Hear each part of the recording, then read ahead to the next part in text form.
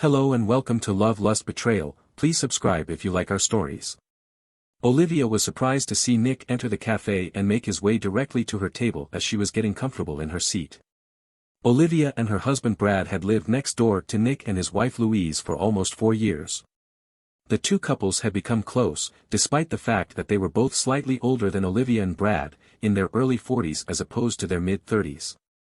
Together, they had even taken trips, both with and without their kids. "How unexpected," R said, looking over her shoulder as Nick walked up, a little excited. "Aren't you supposed to be at work?" Nick smiled slightly and took a seat across from her. "I could tell you the same thing," he said calmly.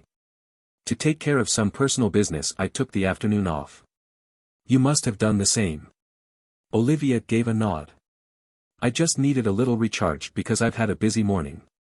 "I had no idea that you enjoyed this type of cafe." "I'm not," Nick acknowledged, looking into her eyes. "I saw you walking and decided to join you," Nick said candidly as Olivia quickly turned away.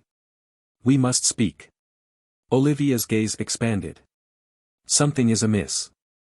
I'm hoping Louise didn't get hurt." Nick gave her a comforting smile and briefly lowered his eyes. "Oh, it's all right. I appreciate your concern. We now greatly value you and Brad. And we know that we can rely on you in the event of an emergency. That's precisely why I had to come here. But I wouldn't think twice about doing the same for you." "What's happening?" With a slight tremble in her voice, Olivia asked. Nick admitted that he was a little anxious. "Have you yet to have intimate relations with him?" Shock made Olivia's face flush. "What? I have no idea who it is. Are you referring to the man you're constantly staring at through the door?" Nick spoke calmly and in an almost informal tone. Olivia's heart leaped with joy. "Have you slept with him or not?" Olivia stumbled, her cheeks burning with shame. "No, not at all." In an attempt to ease the tension, she moved her arms out of instinct. But Nick just shook his head, his face softening as he briefly closed his eyes. He opened them once more and put a soft, almost fatherly hand on hers. "You must listen to me," he said. "I'll tell you what's actually happening, what you most likely believe is happening, and, most importantly, what he thinks about it." Olivia nodded, attempting to calm her racing mind. "He is endearing, either younger or more accomplished than Brad." Nick went on in a steady, low voice, and he seemed to possess certain traits. "Brad is always there for you when you need someone to confide in and not only listens when you spill your guts. He also gives you compliments when you need them. He is even prepared to give up something for you. It's going well so far." Olivia's body tensed up. "I'm not sure how to react." "How did you find out?" Her question was hardly audible above a whisper. "Is Frank aware?" "He suspects, of course." Nick responded. "You are aware that he does, but he has no supporting evidence. Still, he must feel foolish about those suspicions, don't you think?" Nick went on. "Let me tell you what happened. 2 important things that occurred in the past 2 weeks that you missed, and it was for the same reason." Olivia swallowed hard, her mind racing. "Mr. Charming needed your friendship because of something that happened to him, so you felt compelled to be there for him, missing both your son's birthday and your 9th anniversary dinner." When Olivia tried to clarify that nothing had happened between them, her voice wavered. "We're just friends," Nick said in a matter-of-fact tone. "A kind of friend you keep hidden from your husband because he wouldn't understand. You've given your friend all the personal information you probably wouldn't share with me because he wants to know everything about your husband, and he encourages you to blame Brad for any problems that arise. Brad's suspicions that something is going on have probably been used as evidence of what a bad husband he is." Olivia's mouth fell open. "How are you aware of all that?" With a serious expression, Nick nodded. "Let's face it. Was it the day your son kissed you and told you he loved you, or was it the anniversary dinner that you missed?" Olivia lowered her gaze, her face turning pale. She whispered that the reason her hand trembled a little when I missed our anniversary was because he was mourning the death of an old friend. I stopped, but it just happened. Nick immediately nodded slightly. "So let's examine this more closely, your defensive demeanor and the fact that you are currently waiting for him. Though there was no sex involved, I believe that things may have progressed beyond a simple kiss to the point where you would probably consider it cheating if you saw Brad doing the same." However, as Mr. Charming has pointed out, Brad isn't the husband you want. He's just a friend providing you with what you believe you're lacking at home, so you feel partially responsible. Nevertheless, you find yourself attracted to him and flattering him. It's disturbing, but you have no intention of telling yourself that nothing had happened after crossing that line. But you secretly harbor remorse and hope Brad never finds out. Will you let him know? So you acknowledge that I was correct about you? Olivia asked.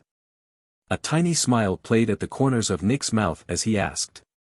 I've guessed how you feel, so I can predict what you'll do. You slept with him, didn't you? I know that, and so do you. Olivia looked down and nodded silently in agreement, her eyes starting to water. Nick, I tried to stop it. We were close, but we didn't go all the way. Brad was acting, well, foolishly, and I was intoxicated and furious when I made a mistake. Nick let out a sigh and gave her a pitying glance. I had the exact same thought. You've just shown him to be correct. Olivia's voice was barely audible as she wiped her eyes.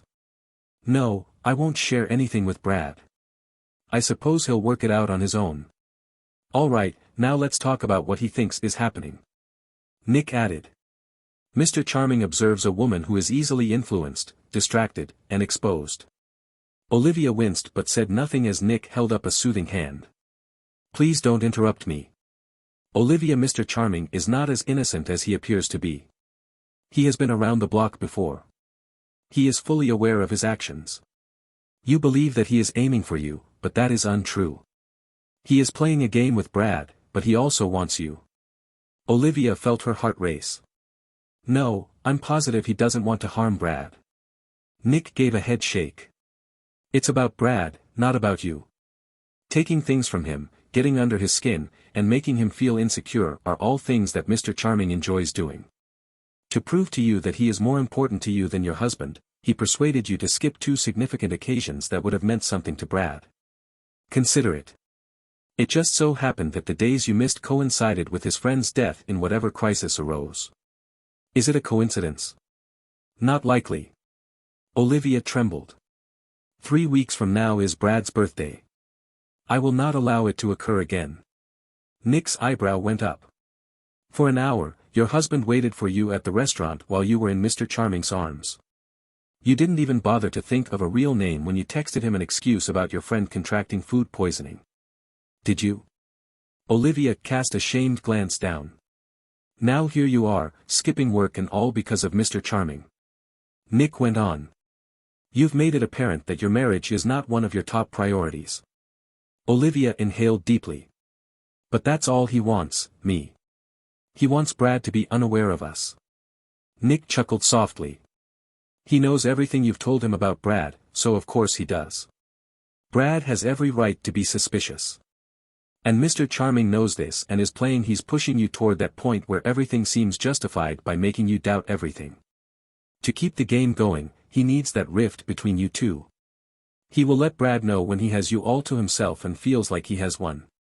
Olivia's gaze expanded. How are you aware of all this? Nick grinned. I haven't always been married. But my wife Louise and I have been blissfully wed for many years. You have 2 options and I am aware of how these things operate. Olivia keeps lying and keeps going in this direction. To yourself, telling yourself that it won't become more or confront reality. Put an end to this right away and attempt to save your marriage. Olivia's chest grew constricted. Brad should not be aware of it. Nick shook his head and sighed. You won't have an option if you continue in this manner. Mr. Charming is going to make sure Brad knows. And he might even tell a falsehood about what actually transpired between you two.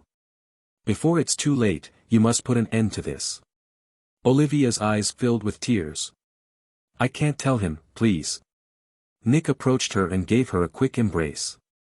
And softly murmured, then don't do anything. Unless Brad knows better, don't even kiss him on the cheek. He will definitely find out and it will be worse for both of you. Is that man bothering you? A voice asked from behind him as he retreated. Nick turned to see a tall, thin man standing there with a thick beard. Reed must be your name. Nick extended his hand and spoke. After a moment of hesitation, Reed shook it. Squeezing Reed's hand tightly, Nick drew him in and whispered in his ear, "Hear me out. If you try to make a scene, I'll make sure your finger breaks if you say something foolish. There will be repercussions if you speak to my wife or discuss her." Nick let go of Reed's hand and Reed winced. "What on earth are you?" Nick spoke softly as he leaned in. "I'm the only person you can discuss this with, since you're so interested.